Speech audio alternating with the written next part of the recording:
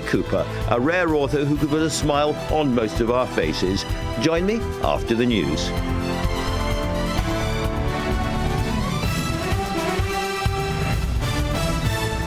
On your radio, on the LBC app, and Play LBC. leading Britain's conversation. This is LBC. From Global's newsroom at 6 o'clock, the government has been accused of inaction after the killers of a 15-year-old boy were sentenced. 15-year-old Dejan Campbell was stabbed to death with a machete in Woolwich in southeast London. Today, Imre Due, who's 18, and 19-year-old Marco Balaz were jailed for more than 30 years between them. Dejan's mother, Jodie Ann, spoke to LBC in January. Dejan's happy, fun-loving, always got a big smile on his face. He was very athletic. He was brilliant at anything he put his mind to. He was so attentive to his brothers. First-year doctors in England have voted in favour of strikes over job shortages. The BMA held a ballot after a survey revealed a third weren't in regular work from August. Mediators for Hamas and Israel have begun indirect talks in Egypt to discuss an end to the war in Gaza.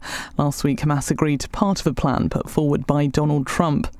And Dame Jilly Cooper has been described as a magical woman following her death aged 88. The Queen has also paid tribute.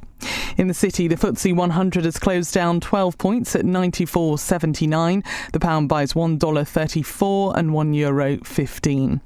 LBC weather staying cloudy, windy and wet in northwest Scotland tonight. Some rain also moving into Northern Ireland and southwest Scotland, but mostly dry elsewhere. Lows of 8 degrees. From Global's newsroom for LBC, I'm Amelia Cox. This is LBC from Global, leading Britain's conversation. It's 6 p.m. Now, Tonight with Andrew Marr. Good evening. The Tories have told us a lot now about what they'd like to do in the admittedly not entirely likely event of returning to government anytime soon. Some of it comes in the category of, come on guys, really? Such as promising to save 47 billion quid by slashing spending as they never managed to do when they were in power for 14 years. Or tearing up the Brexit withdrawal agreement they negotiated to stop Europeans with settled status here getting benefits. Or attacking the government today for the high cost of British borrowing without mentioning Liz and without mentioning Truss. You know, all in all, just, a bit much. But being embarrassingly fair-minded, I also have to say that the Conservatives in Manchester have been saying other things which are both true and which matter. Mel Stride, the Shadow Chancellor, and for my money, the most grown-up member of the Shadow Cabinet, had a real go over the cost of benefits to people with relatively moderate mental health problems. So we will ensure that benefits are properly targeted at those most in need, with people thriving in jobs where they can and should be working. That includes stopping claims for people with less severe mental health problems, where what is needed is treatment and support, not simply cash. I have to say, I agree. The ballooning benefits bill has got to be controlled, partly so the government can concentrate on other things that matter, and partly because only by doing that will we get the cost of borrowing down. Keir Starmer knows this. He tried and failed over incapacity benefit, partly because he tried to have the vote before he won the argument. But again, on all sides, there's an element of hypocrisy here. Everybody is concentrating on younger voters with stress or anxiety, because, by and large, they don't vote so much. Hardly anyone is talking about the very generous deal that pensioners get, because they do vote. Ugly. But that's democracy. Now, in a moment, you'll hear from Bridget Phillipson, the Education Secretary who is fighting to be Labour's new Deputy Leader. But let's start with Helen Whately, the Shadow Work and Pension Secretary. She told the conference today that millions of people were getting benefits for anxiety and ADHD, along with a free motor ability car, and asked what the term disabled really means anymore. Helen, thank you very much for joining the show. Do you have any notion, maybe it's the nearest 10,000, how many people are claiming benefits for relatively minor stress and anxiety conditions who you will get off those benefits? How many people are we talking about? Well, at the moment, the number one reason for people going onto sickness benefits is for mental health conditions and neurodiversity. And it's those conditions that actually people would often be better off in work. This is the area that's been really driving the increase in the sickness benefits bill over the last few years. And that's why I've said that's the first area that should be targeted in what I'm calling my common sense plan to bring down the benefits bill. It's something I've been working on for months, been talking about today at this conference. And there's two reasons for that. One is because the importance of making savings from the benefits bill.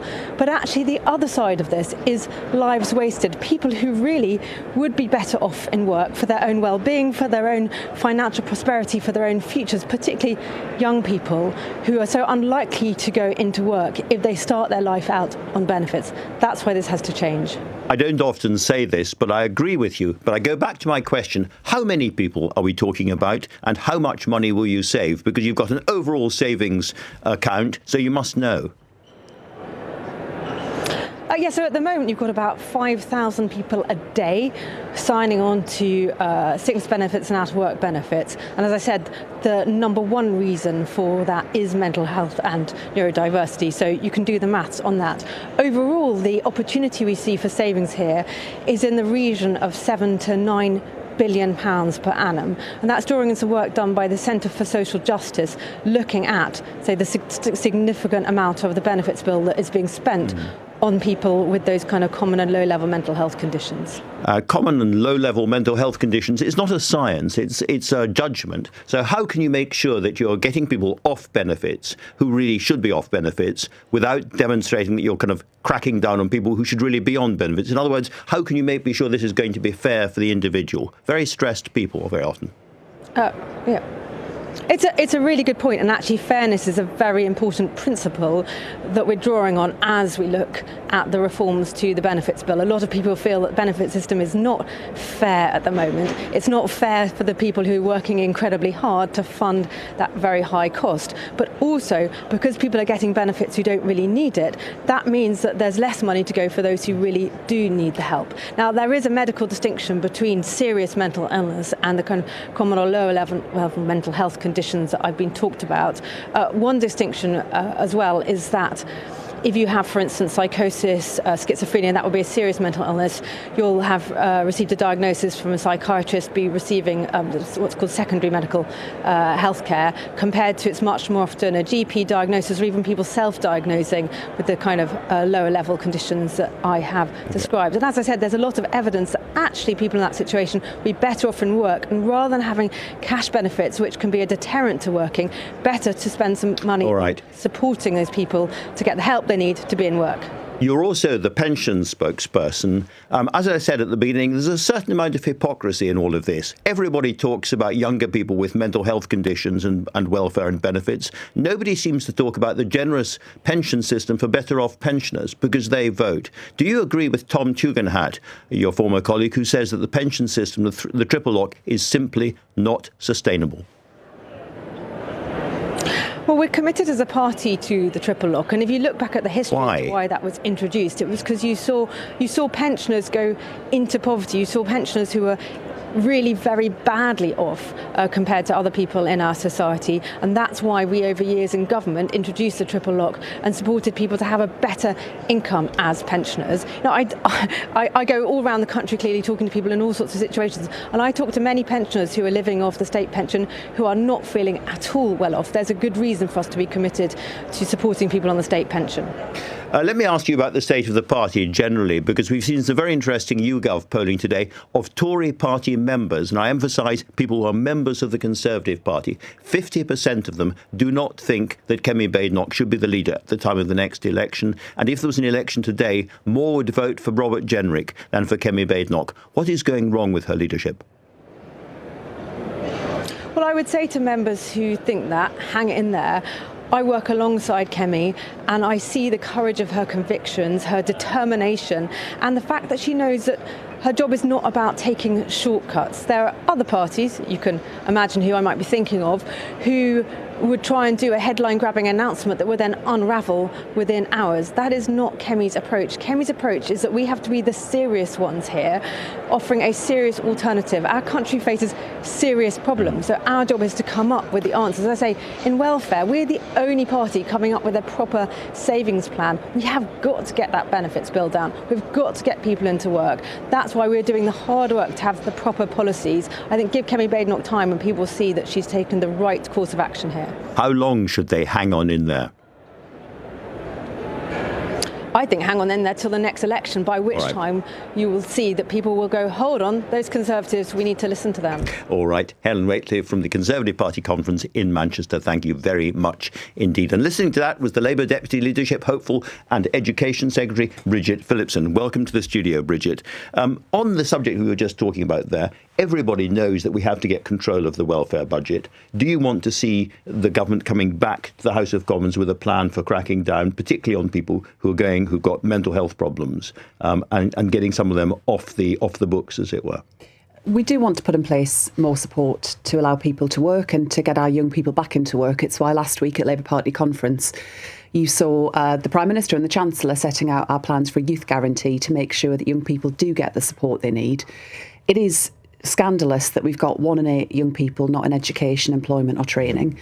That's not good for us as a country, but critically it's not good news for young people who want the chance of a great career. I've got to say, in terms of what we've just heard there, however, I mean, it's hard to take it. It's hard to, I mean, as the Tories continue to drift into irrelevance, it's hard to really take much notice of what they've got to say. I'll be honest with you. What Helen Whately was saying is actually something you would agree with, I suspect. There are too many people coming onto the benefit system with relatively minor mental health conditions, stress and anxiety and ADHD. And as a country, we simply can't afford that. I think the difficulty with what we heard then is that you've got to make sure there's good support put in place. Now, that includes access to mental health support, including through the NHS. It's why I'm rolling out mental health support teams in schools. So if people are experiencing problems, they get help more quickly.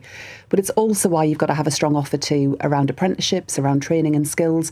It's not just saying you don't want people to be in that position doesn't solve the problem. And that's why you've got to have solutions that run alongside it, like making sure our young people have got the chance to move into a brilliant career. But it is hard to really take that seriously, not least given that the big increases in spending that Helen Whately was just talking about there, of course, happened under her party. They certainly did. Let me ask you about the deputy leadership contest, because it's very hard for those of us outside it to have any sense really about what's going on. And I'm told that you are way behind and you're struggling to stay in there. And I'm also told that it's neck and neck. How does it feel from your side? It's been a really good contest so far. I'm feeling really positive about it. There are a lot of members who have yet to make up their minds. I'm travelling the length and breadth of the country, having those conversations. I did really well amongst MP nominations, in the CLP, the Labour Party, local parties nominations. But also critically, I'm the candidate, I believe, that can bring together our members, but also our trade union movement. And I'm really proud to have received such broad support from trade unions, representing actually the vast majority of trade unionists in our country. You did say the last time we were being interviewed, that if Lucy Powell won, that would increase division inside the party. What did you mean by that? Well, what I'm saying to members is that if I'm elected as their deputy leader, I'll be a voice at the cabinet table getting things done. So with a mandate to do more on the things that members really care about. And one area for me, a big priority for me, is child poverty. If you don't have a seat at that table, if you're on the outside, then I think there are risks that come of that approach. I think if you're throwing stones rather than actually being part of how you get things done. And what I'm saying to members is look at the track record in terms of what I've delivered in government. Give me a mandate to do even more brilliant Labour things that members want to see. And that's what I'm picking up. There is an implication there that you think that Lucy Powell would be throwing stones. But let me move on from that and say there is a tension here, because if you get this job, you will be there, as it were, as the tribune of the party, speaking for the party at the cabinet table. And there are going to be plenty of times where there will be a tension. The party will be saying one thing and the leadership will be doing something else. This always happens. So who do you represent at that point? And does it come to the point where sometimes you think, I'm going to have to resign from the cabinet in order to represent the party? Which comes first? So I'd be there at the cabinet table representing our members and our movement. And that would be in the tradition of people like Angela Rayner, Harriet Harman, John Prescott. They did that job from government. They did it incredibly well, but they were also really effective campaigners who could bring members' voices to the table. And I think what members will have seen from me over the last year as Education Secretary is someone that holds to our values, gets things done, and will fight tooth and nail to deliver more brilliant Labour things that will make them proud, whether that's expanding free school meals to 500,000 more children, 30 hours of government-funded childcare, free breakfast clubs, all of those policies that actually members can put on leaflets, can get out there and campaign on, because we've got some crucial elections coming up next year. Those are very, very powerful figures from the past, but we haven't had an election quite like this. So I come back to the question, which of these two jobs will matter to you most if you get it? Deputy Leader of the Labour Party elected by the Labour Party, or a job in Cabinet? I don't accept it's either or. And I think if you look at what Angela Rayner did from government, you had someone that was a really effective voice for members and for the movement, but had a big job at the cabinet table and was able to make things happen. I know that was why, together with her, we did a lot, for example, around children's social care. If you're on the outside... I'm going to come back with one last go. If you're on the outside, you don't have the ability to influence decisions in the same way. You're not in the room in order to give voice to what needs to happen. And I will never be backwards in coming forwards in terms of what I think. But the only people who will benefit from public displays of disunity and discord, the only people who will benefit will be Reform and our opponents. Let's take perhaps a silly example. Let's say that the government wants to do something around the benefits bill, which the party really, really doesn't like. And you're being told by MPs and CLPs and trade unions, we really don't like this policy. But Keir Starmer and Rachel Reeves are determined to go ahead with it. That can put you in a very, very difficult position. You go in behind the closed door, you close the door, then you have an argument with them, which perhaps you lose. What do you do then? I've always felt that the way to get things done, the way you make sure that those voices are heard if people have got concerns about the direction, is if you're in the room when decisions are being made. If you're outside of it, your influence is just that more limited. I mean, that's just a fact of life. And I think that is not risk-free. My focus is how we unite our party, how we take the fight to reform and beat them, and how I will make sure that members will have their views represented right at the heart of government. That has been the tradition in the party for a very, very long time. And it's why people like Angela and John were so effective at what they did. You say not risk-free. Do you really think that Lucy Powell would be throwing stones if she got it? I think there are risks that come of being outside of those decision-making processes, and therefore that amps up the potential for problems to come along. Yes, I do. All right. One final question. Bob Villan, the rap artist who has... at a recent Amsterdam concert, I think, suggested that people should go out and hunt down the Zionists in the streets. And he's the same guy who at Glastonbury was chanting death to the IDF, death to the IDF, is going to be on stage in Manchester early next month. Is there anything that can be done to stop this? And what do you feel about that? I confess I hadn't heard those comments until you just shared them with me now. They are chilling and sound incredibly... It's hard to, that sounds incredibly serious to me. I'd want to look at it to understand what's going on. It would worry me given what happened last week. That would be a real worry for me. You are Education Secretary, and this is being hosted by Manchester College, as I understand it. As Education Secretary, is there anything that can be done, or is this simply a free speech thing which you have to dislike and stand aside from? I'm afraid I don't know enough about the specifics to understand what action can be taken to stop any performance, for example, taking place. But when I hear comments like that, what you just put to me, I think they're absolutely disgusting and shameful. And I have no idea why anyone would seek to say those things in any circumstance, not least in light of the events we saw last week in Manchester. Fair enough. Bridget Phillipson, thank you very much indeed for coming in and talking to me. Now, coming up, I'm going to be talking to a former US diplomat about Donald Trump's peace plan for Gaza. Can he pull it off? The time now, 6:18. Weekdays from 7 a.m. Why this staggering level of incompetence? Straight to the point. This is the economics of the madhouse from this government. Nick Ferrari at breakfast on LBC. But she does seem to struggle with her sums. Listen on Global Player or the new LBC app. Download it now from your app store. LBC. Listeners, we interrupt the airwaves to share an incredible discovery. The reason why Britain hasn't been so great of late is because the country hasn't been eating enough Weetabix. We must get to work in rebuilding Great Britain, Bix by Bix. By delivering Weetabix to whoever plans the traffic diversions, to delivery drivers who can't seem to find your house, and people who don't stack the dishwasher properly. To Britain, we must say, Have you had your Weetabix? Hey, it's me, your dishwasher. I'm sorry about the chaos last night. I think a fork got jammed in my racks. Whoops. Don't even check the bills. I've overdone it. Don't get mad, okay, but I used up lots of power yesterday. Sometimes you just have to blow off some steam. It can feel like all your energy does is take. But the longer you're with OVO, the more rewards you get. OVO, do energy differently. Beyond customers only, eligibility required, redemption limits apply. So, what's on your to-do list today? Why don't you check if you're eligible for pension credit? It tops up your pension income and also opens up help with heating bills, council tax, and more. Search pension credit on gov.uk or call 0800 99 1234. There's nothing to lose. Check today. Pension credit. Credit where credit's due. Eligibility criteria apply. Tonight with Andrew Marr. Watch live on both Global Player and the new LBC app. 6:20, and a little refresher for those of you getting weary about the awful state of British politics, because earlier today our good friends in Paris lost their fourth Prime Minister in a year. This leaves President Macron as the lamest of lame ducks. It's terrible news for France. Let's talk now to Sophie Pedder, the Paris bureau chief for The Economist. I wanted to know if President Macron had any good options left. I mean, the most obvious thing for him to do is try again, name another prime minister, but there's no structural reason why a different name would manage to find a majority in a parliament that is split into these three hostile blocs. And that has been the problem for each of the previous prime ministers. So, you know, he could, I don't think it'd be possible for him to name someone else from his centrist grouping, but let's say he decided to try someone from the moderate left, someone the Socialist Party. But that's an appealing idea on paper. So is the idea of a technocratic prime minister, you know, the sort of Mario Draghi option. But the arithmetic is still the same. How do you find a majority in a parliament that's blocked like this? So indeed, I don't think that a new prime minister would do the trick.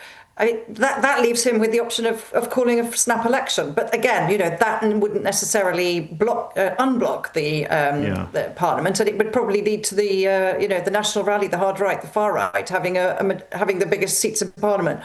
What about simply resigning as president?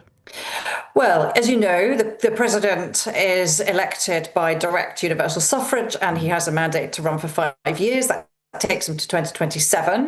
Macron is very firmly attached to the French constitution. I think he believes that it would undermine the institution if to even contemplate doing something of the sort. So to my mind, that is something he will do everything to avoid, despite political pressure. You're quite right to do so, but he absolutely is not in a frame of mind of doing anything like that. That's really interesting. And just reverting to, as it were, option one, trying to find another prime minister, it has been suggested that he might go, and you suggesting he might go to the left, have a sort of more left-wing prime minister. But that would presumably mean ditching his much-loved pro-business agenda. It would make him a very different kind of president. Well, it would do that, but it would also lose him the support of the centre-right Republicans, who are another element of this sort of puzzle. At the moment, there's a fine balance keeping them on board as it is. If there were a left-wing prime minister, of course, the Republicans would go, and a lot of the centrists would be, from Macron's own group, would be, not in a frame of mind to support that sort of a government at all. So it would still be a minority. I think that's the important thing to get in mind. You know, the left thinks it won the legislative elections of 2024. Because its grouping was the biggest grouping, but it didn't have a majority then either. So it wouldn't resolve anything. I think that's the real problem. There are parallels, certainly, with the UK. We both have constitutions that were designed or evolved to produce strong, stable governments. You know, we had our first past the post parliamentary system, which has not been very effective, certainly in recent years, at producing a strong or stable government. And France had the Constitution, the Fifth Republic, created by de Gaulle to produce a strong, stable system. And that is also failing. Are there kind of lessons one country can learn from another, or are we just facing the same kind of huge economic turbulence? I think what it probably tells you, because you're absolutely right to make that comparison, and certainly in France, when de Gaulle introduced the Fifth Republic in 1950, the whole idea was to put an end to the unstable Fourth Republic, which had led to incredible turnover of prime ministers and government. I think what it probably tells you is it's not about the institutions. I mean, what it probably tells you that UK and France are both facing the same problem is that we're in an era when that sort of moderate, centrist, partly technocratic message about what government should be and where leaders want to take the country is incredibly difficult to get across and make work against the sort of populist noise. And that is something that is very difficult for Starmer, it's difficult for Macron, it's difficult for a lot of centrist governments in Europe and continental Europe. So possibly, it's more about that and that difficulty, which is shared by so many countries, than it is about the particular constitution, which has not protected France from instability, it turns out. And it looks like it may not be doing the same in the UK. Well, again, the parallel's strikingly obvious. President Macron is looking over his shoulder and thinking it could be Marine Le Pen and the National Rally, what used to be called the National Front, and Keir Starmer's looking over his shoulder and saying it could be Nigel Farage. We're ahead of him in the polls at the moment. Are we perhaps looking at a moment of crisis or indeed slow collapse of traditional Western parliamentary democracies because of the pressures on us? I mean, the end of the traditional sort of slightly centrist view of parliamentary democracies producing middle-of-the-road, quite consensual governments. It's the end of that, perhaps. Well, look, I mean, there are examples where it's gone the other way. Look at what happened to Mark Carney in Canada. He got elected against the populists. Or in Australia, Albanese got elected against the populist candidate. So it's not as if we don't have examples where the centrists are still doing okay. But what is so striking, particularly in France and the UK, is the similar force of the sort of populist nationalist identity politics that is proving incredibly difficult for the moderates to deal with. Whether that's a sort of structural trend or whether it's a kind of part of a cycle is I think we just can't tell at this point, but it certainly is shared by both countries. And for people listening, Sophie, finally, is France facing the same kind of high volume issues around migration, Islamicization, the sense that the borders are no longer properly controlled and that people are here taking benefits that we didn't used to see all around us? Is it, in terms of the atmosphere, the political atmosphere, fairly similar? It is. I would say it's different in the sense that it feels newer in the UK. In France, this has been a slow-burning issue. You know, the National Front in its former incarnation has been around for decades. So this isn't the question of sort of immigration and all of the issues you just listed are not new to France. And they perhaps feel less dramatic and sudden in the way they've taken political form.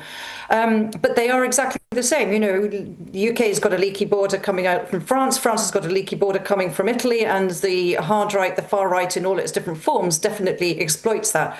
And so all of those issues, and France has known terrorist attacks, you know, going back to the Bataclan, you remember the Charlie Hebdo assassination. So the sort of fear of Islamism is very real and has been for a while in France. And the far right certainly makes political capital out of that. We have a lot to learn from each other. Sophie Pedder, thank you very, very much indeed. Thanks, Andrew.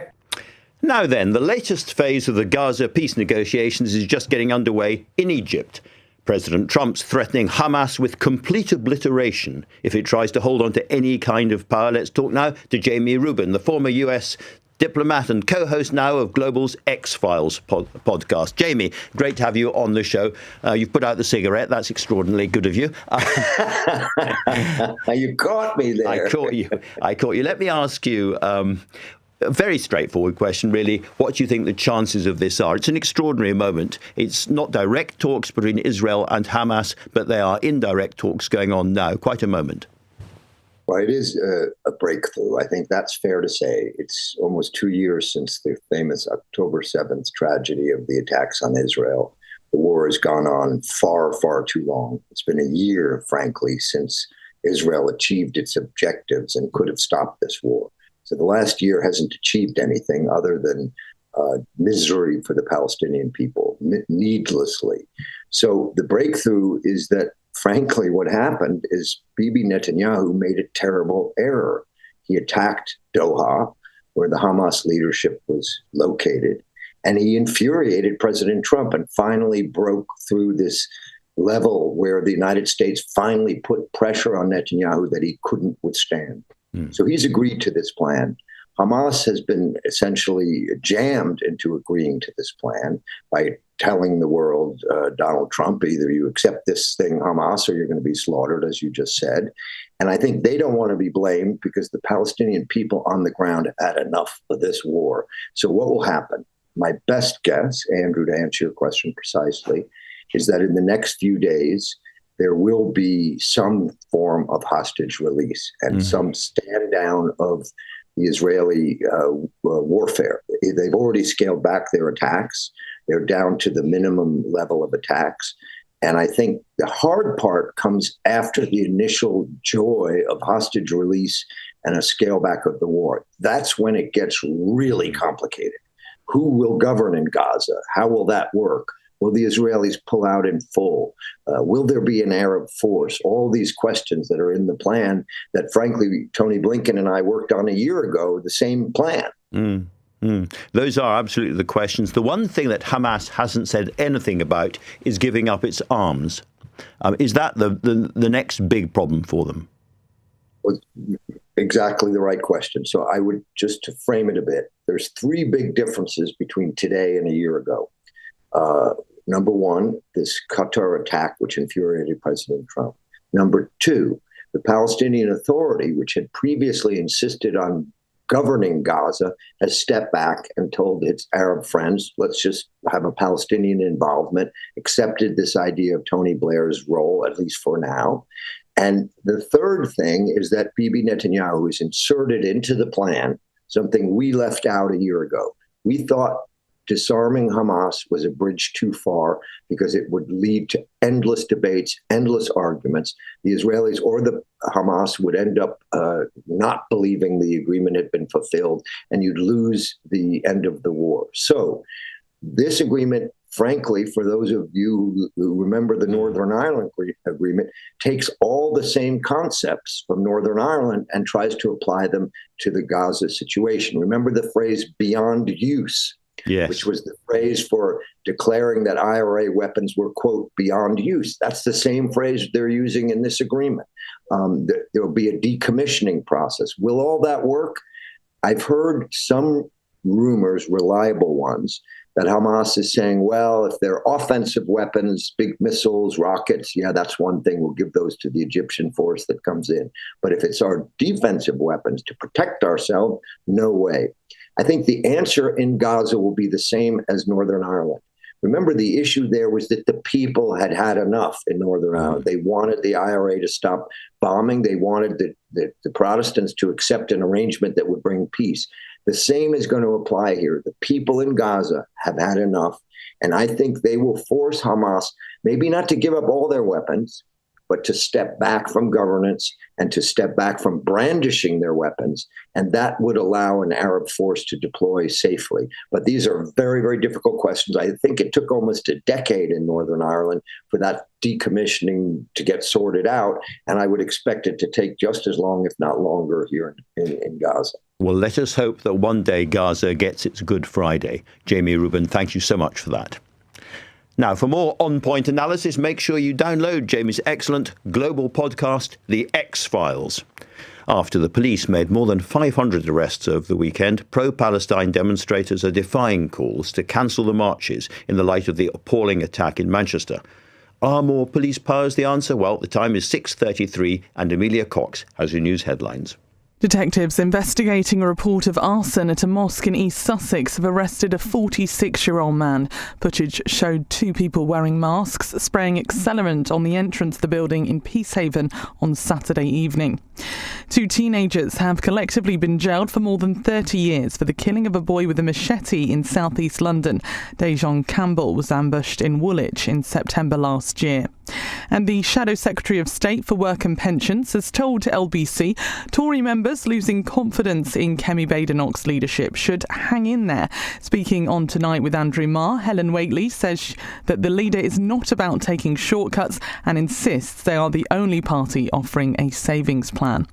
LBC weather staying cloudy, windy and wet in northwest Scotland tonight. Some rain also moving into Northern Ireland and southwest Scotland, but mostly dry elsewhere. Lows of 8 degrees.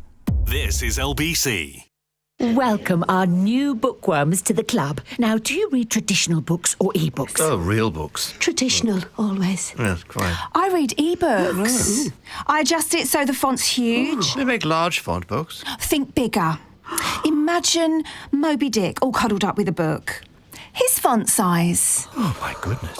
Maybe it's time for varifocals. At Specsavers, get 2-for-1 varifocal glasses from £110. Conditions and exclusions apply. See online for details. I'm telling you, raise taxes, that's how. Cut spending, less waste, more sense. Move north, get more for your money. Until winter hits your heating bill. Fair. Up to 9.13% annual return.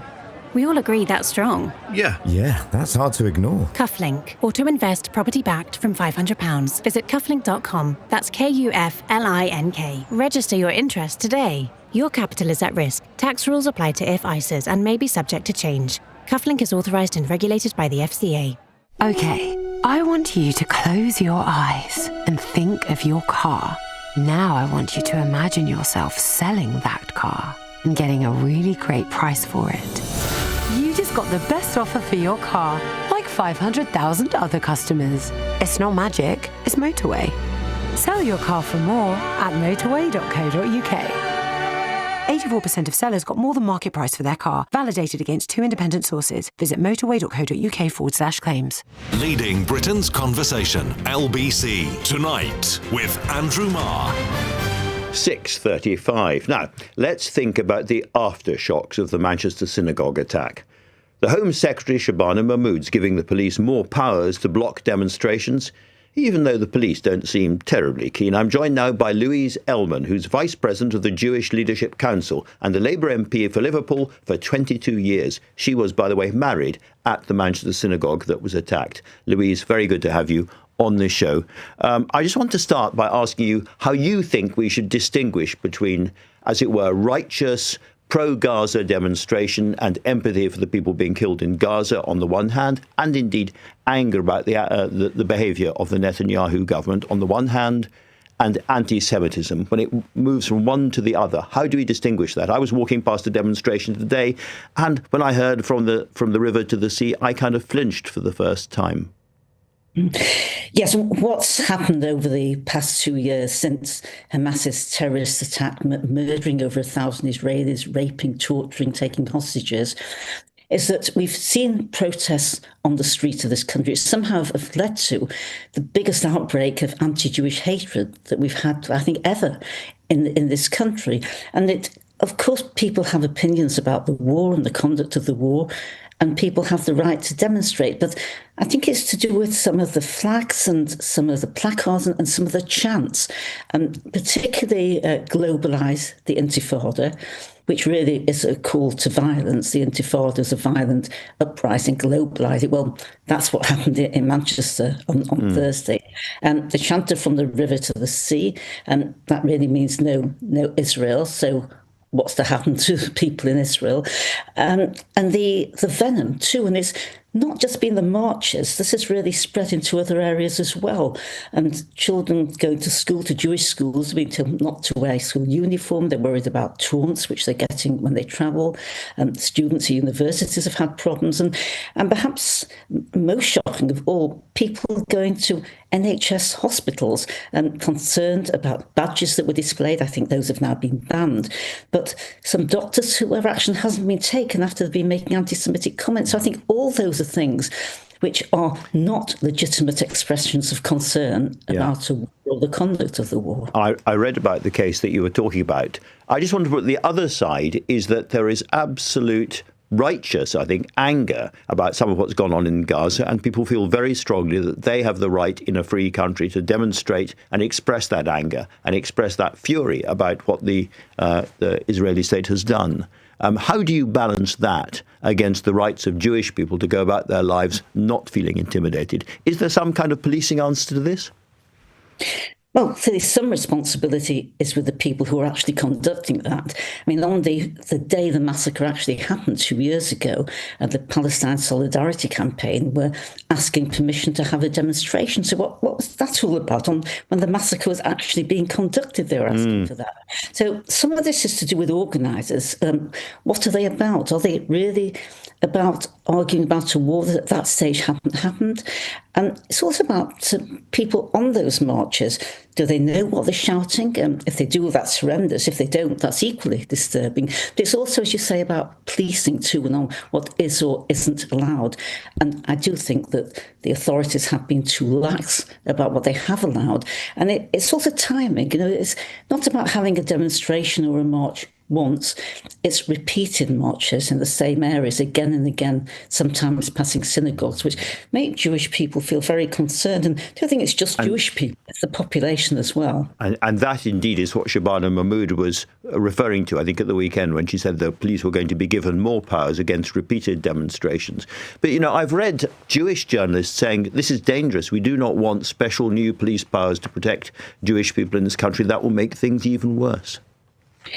Well, everyone has a point of view, whether they're Jewish people or they're not Jewish people. And people have views. And I think most of us do agree with freedom of speech, but most people also think that there are limits to that. And there's a stage when freedom of expression can become incitement to hatred. And that's where we have to stop. And I think inevitably, perhaps there will be differences of view about exactly where that lies, that difference lies, the boundary lies.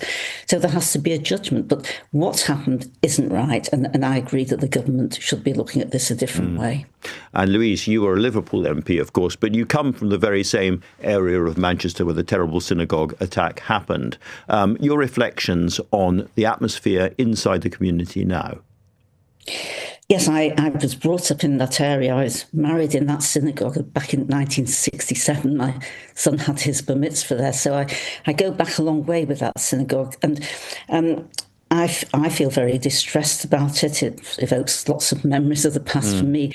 And I've been talking to people in the community. And today I spoke to somebody who'd just come back from the funeral of Adrian Dalby, who was killed in that terrible attack. I'm very, very upset. And I would say that people's reaction is great distress, very, very upset, and some anger that this has happened. Yes, anger at the perpetrator, but anger at the authorities, perhaps allowing this to happen, but also people feeling very nervous and thinking about their future. Do people think that, I'm sorry to jump in, Louise, do people think the Labour government was sufficiently strong before the attack happened, or do you think that you were let down by the Labour government as well?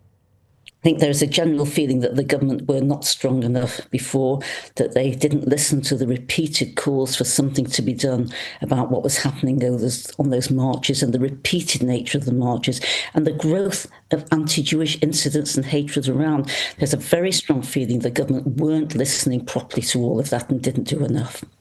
Finally, on the 5th of November at Manchester College, Bob Vylan, the rap group who famously called for death to the IDF and have also suggested to people watching them that they should go out and hunt down the Zionists in the streets, are going to be performing.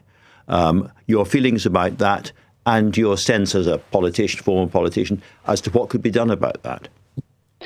I think it's appalling that this should be, Bob Vylan should be allowed to carry on now. Calls of hunting down Zionists. Well, what happened the other day? That was killing people. Zionist Jews, what do they mean? It's about hate. It's about killing. I don't think it's acceptable. And particularly in view of what's happened, what will have been only a few days, a few weeks before, I don't think they should be allowed to go on. Do you think the government should ban that? I think it should be banned, and if it takes the government to do it, then it should be them. But the people who are promoting it have a responsibility as well. Who is promoting that event? They should not allow it to go ahead, and that's where the responsibility should start. A very, very clear message. Louise Ellmann, thank you so much for talking to LBC tonight. Now then, listening to that was LBC's political correspondent Aggie Chambre. Aggie, this row about Bob Vylan is growing very fast. It's growing very fast, and what you heard Louise Ellmann saying there, basically suggesting the government should ban it, suggesting it was appalling that should be allowed to carry on, is actually the view of a large number of people within the Labour Party, people within government too. So a letter has been written already by the Jewish Representative Council of Greater Manchester and Region, basically calling for it to be cancelled, the performance, and it's been supported by a number of Labour MPs. It was described to me that was basically a hyper-local letter organised, so people who are in the Greater Manchester area, because as you say, it's going to happen at the moment on November the 5th at Manchester Academy, which is part of Manchester University Students' Union. But I've been speaking to people all day, Andrew, and this is really the view of a lot of people. And I think people in government are looking at whether they could do something. And there's huge amount of anger. One government source said to me it was completely irresponsible, talking about Bob Villan saying he shouldn't be allowed to profit from hatred and the show should be banned, going on to say the government must act. Aggie, this is exactly the kind of thing that student unions do, however. Is it going to be appropriate for the government to intervene in the area of a student union? That's their area of competence. That's the kind of thing they do. Of course they're trying to cause trouble. Of course they're trying to cause a row. It's very, very dangerous for the government then to go in, however, and ban any event in a university. Of course, and it's an extremely delicate line to tread, and one that's not clear how they're going to, if they were going to ban it, how they would ban it, how that would actually work. And it's actually exactly what a Labour MP said to me earlier, saying instinctively I think it's very poor form to host them, but it is such a student union thing to do. Question is, what is that the university or the government should do, given neither, to my knowledge, have sanctioned them to date? So I think that is the really difficult thing. And I should say as well, I have contacted Manchester University Students' Union. They've not come back yet. There's a surprise. Let me ask you about a couple of other things. You'll have heard Bridget Phillipson there she used the phrase about throwing stones at the Labour government, and would not demur when I suggested that was what Lucy Powell was going to do, she thought.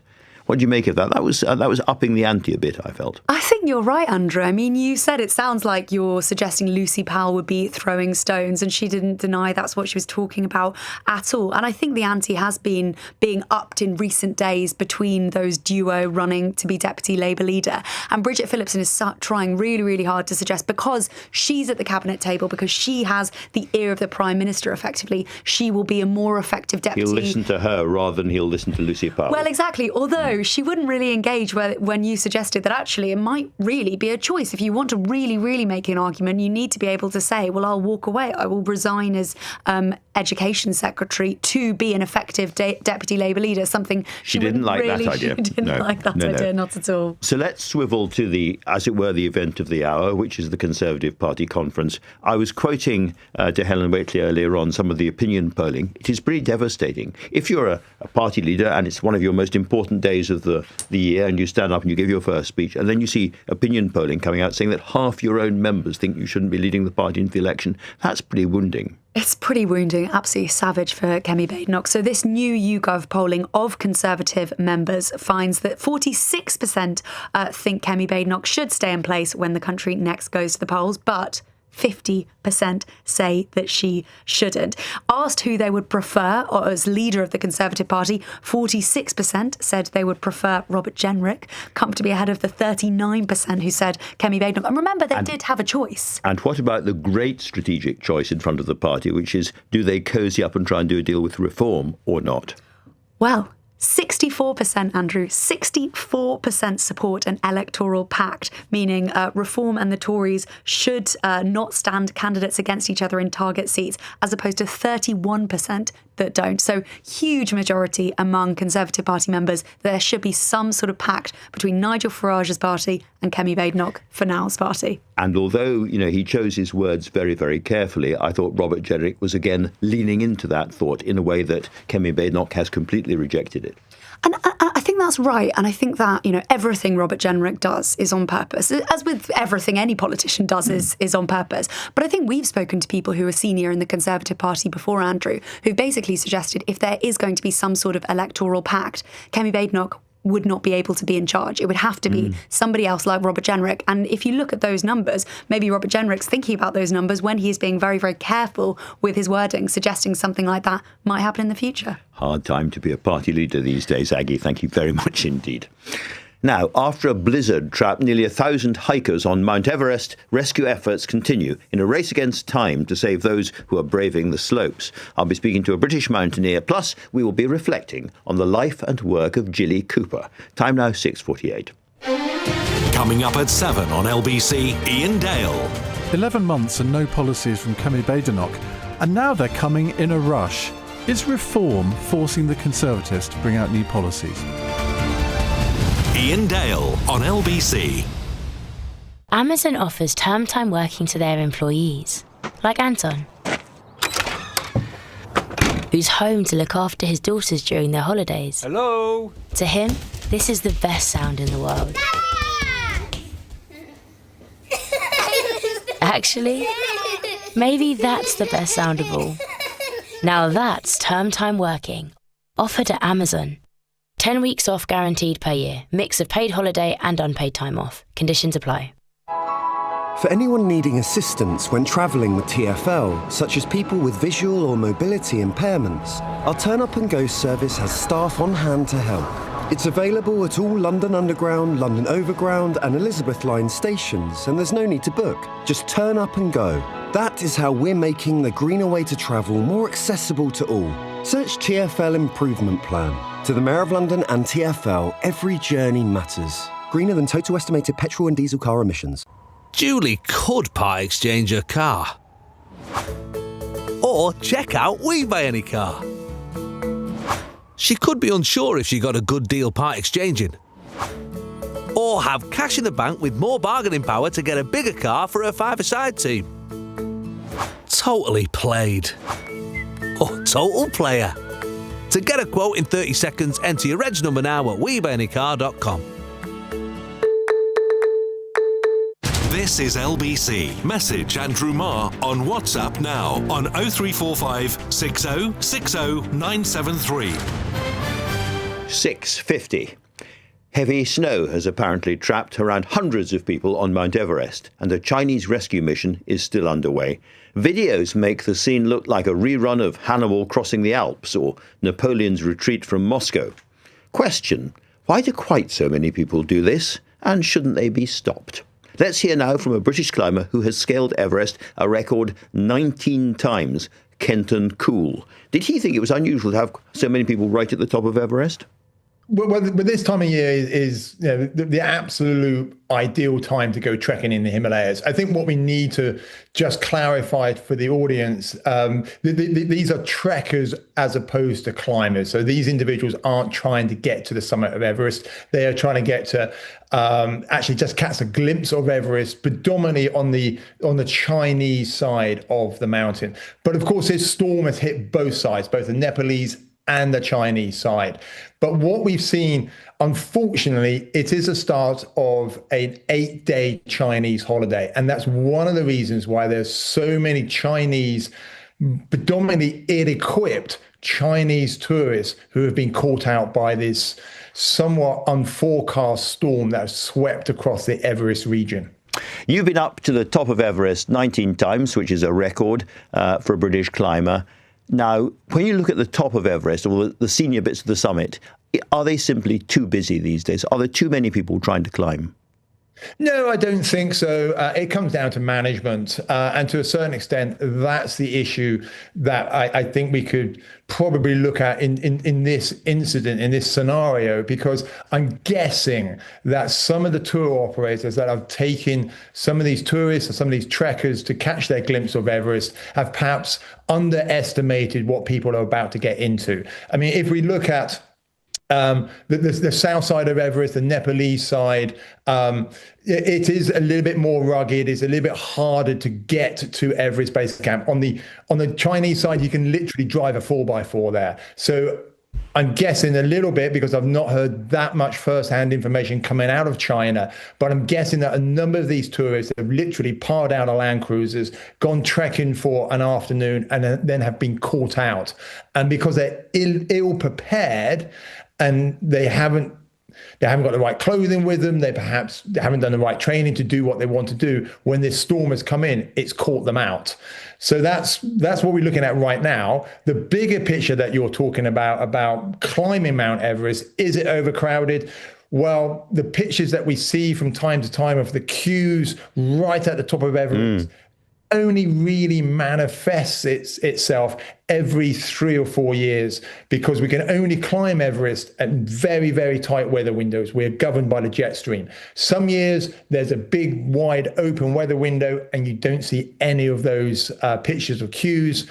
Other years, I mean, I think the famous one was 2017 and again in 22 or 23. It funnels everybody into just 2 or 3 days. And that's when we get the bottlenecks. And how dangerous is the mountain today compared with, 30, 40 years ago when the pioneers were going up there? Oh, honestly, Andrew, we have very good weather forecasting. Now, it's worth pointing out that this storm, I think, probably slipped through the forecasters. We do have unprecedented storms come across the Himalayas, but you get that in any mountain range. We have better weather forecasting, better technology, better understanding, better equipment. Everest today, whether you're trekking to base camp or whether you're climbing to the top, is infinitely safer than it would have been on those early attempts in the 20s or even in the 50s, 60s and 70s for that matter. Now, I think you've guided people up Everest yourself. What would be your advice to a relatively fit person, maybe in their 40s, who would think, well, I'm definitely going to get up Everest once in my life? What would they need to do? Well, I think first and foremost, do it. I mean, it's a fantastic dream despite what we read in the media, but do it properly. Invest time, energy, and financial resources into doing the training properly. Choose your guiding outfit wisely. There's some very, very, very good Western and Nepalese guiding companies that will look after the individual. But at the same time, there are a number of renegades, somewhat rogue outfits out there. So choose your outfit wisely, prepare properly, invest time, energy, and financial resources, and chances are you're going to have a fantastic adventure. And if you're lucky, you're going to get a summit as well. What wonderful advice. The aptly named Kenton Cool. Thank you very much indeed. Now, is it possible to say the words Jilly Cooper without a little glow of pleasure inside, a small smile appearing on your face? The ever-jolly journalist and author responsible for the British bonkbuster, Riders and Rivals and all of those, has died after a fall at the age of 88. Cleverer writers may turn up their noses at her, but has there been a British author who's cheered up more people since P.G. Wodehouse? Let's talk now to the Daily Mail and Mail on Sunday columnist and author of How Not to Be a Political Wife, Sarah Vine, and of course a Jilly Cooper fan as well. Sarah, it's great to have you on the show. I am not saying she is as good a writer as P.G. Wodehouse. I don't know. I'd be very surprised if she is, but she has probably given as much pleasure. I think so. As anyone who can write the sentence, the improper use of a hayloft. She did have a great sense of humour, and she was just also an incredibly nice woman. I'm wearing the little brooch that she randomly sent me in the post a few years ago. I can't remember why, but she was just a sort of charming, old-fashioned person, and she was just she just really did add to the gaiety of nations, I think, and it's just really sad that she's gone. I mean, she was in fine fettle too. I mean, a friend of mine saw her at the BAFTAs recently. I just hope that when she fell over she had a glass of champagne in her hand. I think that's how she would have wanted to go. I'm sure she would. The Queen said that she hoped in the afterlife she'd be surrounded by very attractive, strapping men and friendly dogs, and no doubt some champagne as well. Looking at the books themselves, was it just the sort of the frankness and the freshness of the sex back in the 70s and 80s, or was it a kind of image of a perfectly privileged sort of Englishness, that Cotswold idyll? I think it was the fact that all of those very privileged posh people were doing really naughty things that they shouldn't have been doing. As my grandmother said, no better than they ought to be. I think that was part of the thrill. And I think it was she had that sort of farmyard joyful attitude towards sex that the upper classes sort of have. They can be quite they can be quite cavalier in their sort of romantic adventures in the way that perhaps the middle classes aren't. And I think she appealed to women who were perhaps living quite sort of ordinary lives, but who just quite fancied, a bit of improper use of a hayloft every now and again with a Rupert Campbell Black type, to get them through their day. And I think it was the sort of joyful naughtiness of the woman, and also the way she presented herself. I mean, you look back at photographs of her in the 1970s, and she sort of had that wonderful gap-toothed smile like the wife of Bath, and she had a fabulous figure. And there's that photograph of her in fishnet tights with no bra on. But actually, in her real life, she was quite conventional. I mean, her husband was the one who had the affair, and actually, after he got Parkinson's, I think in about 2002, she very sweetly she nursed him until his death. She was a very loyal woman.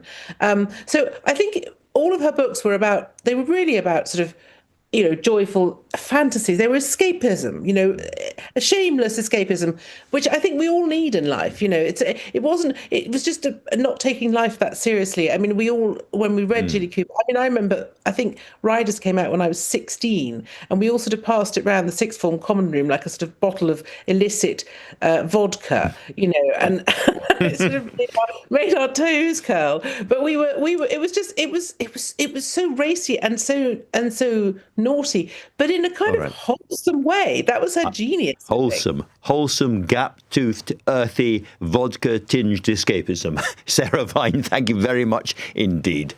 Now then, if you missed any of today's show, you can listen back on our free Global Player app or the new LBC app, where you can stay up to date with all the latest news and opinion, put your news categories in the order you want, you can pause, you can rewind live radio, and you can listen to a range of podcasts. So download the all-new official LBC app for free from your app store now.